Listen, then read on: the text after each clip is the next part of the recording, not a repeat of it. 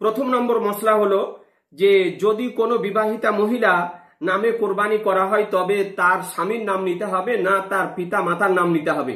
এ সম্পর্কে ফাতোয়ায়ে ফাইজুর রাসূল দ্বিতীয় খণ্ড 447 এবং 448 পেজে মশলা বর্ণিত হয়েছে যে যদি কোনো বিবাহিতা মহিলার নামে কোরবানি করা হয় তার পরিচিতির জন্য তার পিতার নাম, মাতার নাম বা তার স্বামীর নাম নিতে পারে, এতে শরীয়তে কোনো অসুবিধা নেই। 2 নম্বর মশলা হলো যে কোরবানির চাঁদ হওয়ার পর চুল নখ কাটা যাবে কিনা। এ সম্পর্কে মশলা আপনার বর্ণিত হয়েছে ফাতোয়ায়ে রাজাবিয়া 8ম খণ্ড 385 পৃষ্ঠার মধ্যে যে কোরবানির চাঁদ হওয়া থেকে নিয়ে 10 তারিখ কোরবানি হওয়ার আগা পর্যন্ত চুল নখ না কাটা এটা হচ্ছে মুস্তাহাব, না কাটলে সওয়াব পাওয়া যাবে। তবে যদি 40 দিনের অতিরিক্ত যদি হয়ে যায় তবে কাটতে হবে, কারণ 40 দিনের অতিরিক্ত হয়ে গেলে সেটা গুনাহ হবে। মুস্তাহাবের উপর আমল করার জন্য গুনহার কাজ করা যাবে না, সুতরাং সে ব্যক্তি কাটবে, তাতে কোনো শরীয়তে অসুবিধা নেই, বরং তার কাটারই নির্দেশ। 3 নম্বর মশলা হলো কারো ওপর যদি কোরবানি ওয়াজিব হয় আর তার নিকটে যদি নগদ টাকা না থাকে তবে সে ব্যক্তি ঋণ নিয়ে কোরবানি করতে পারে কিনা।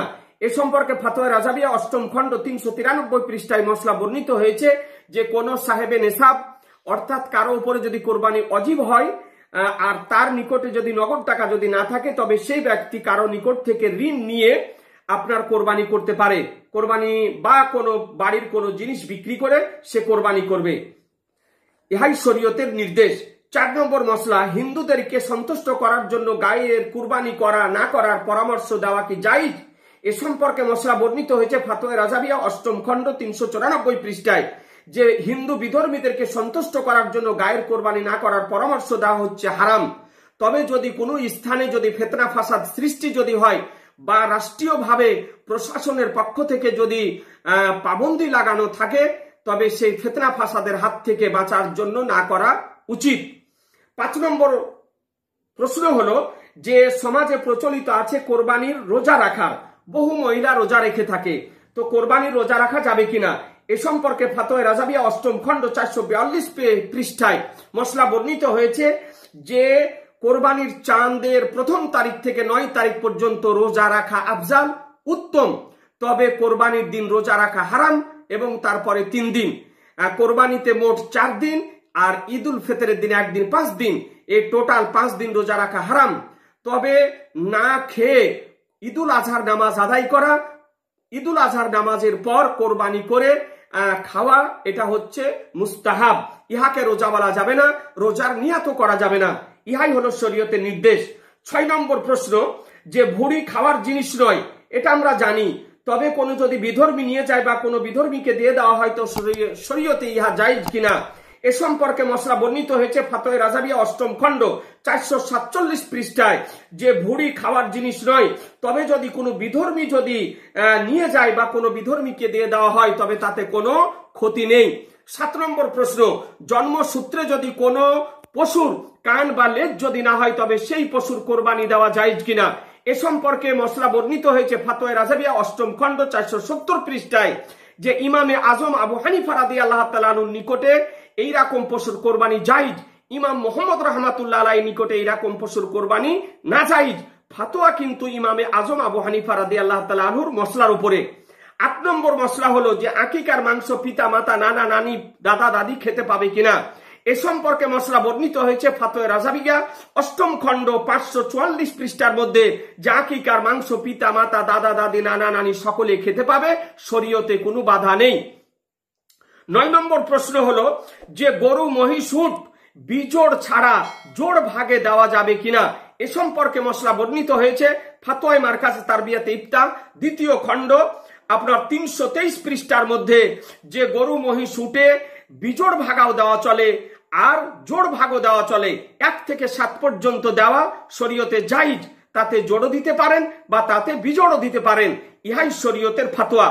10 নম্বর মশলা হলো যে মেশিন দ্বারা যদি কোনো কোরবানির পশু জবাই যদি করা হয় তবে তার কোরবানি হবে কিনা।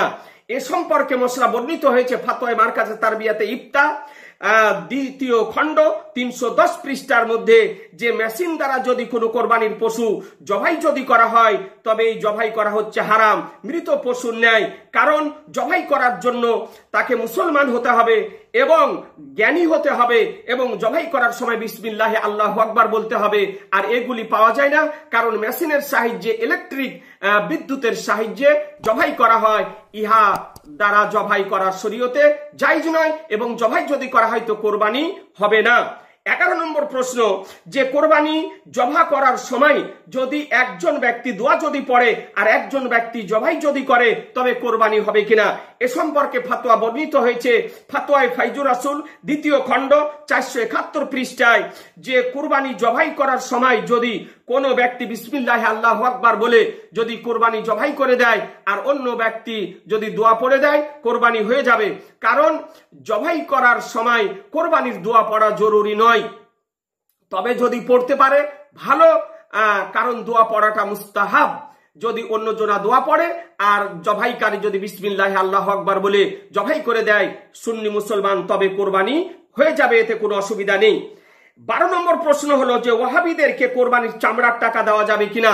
শরীয়তের বিধান যে কোনো ওয়াহাবি, যেমন দেওবন্দি, তাবলিগি, জামাতি, কাদিয়ানি, নামধারী আহলে হাদিস, এদেরকে কাউকে কোন রকমের চামড়ার টাকা দিয়ে হোক, ওসুর দিয়ে হোক বা জাকাতের টাকা দিয়ে হোক বা ফিতরার টাকা দিয়ে হোক সাহায্য করা যাবে না।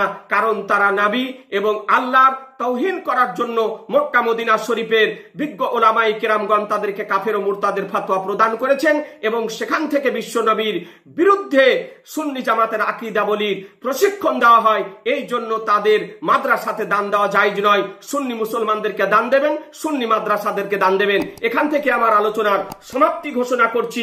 বিরাদারান ইসলাম, আসসালামু আলাইকুম ওয়া রাহমাতুল্লাহি ওয়া বারাকাতুহু। মাসলাক আলা হযরত জিন্দাবাদ।